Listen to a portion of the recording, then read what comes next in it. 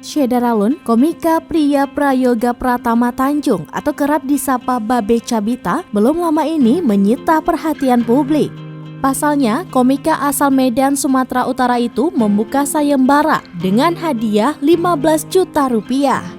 Sayembara tersebut dibuat lantaran Babe Cabita baru saja kehilangan sepeda motor Honda Beat BK5417 RAL warna merah yang digondol maling. Diketahui kejadian tersebut terjadi saat Babe Cabita memarkirkan sepeda motornya di Jalan Mongonsi di Medan.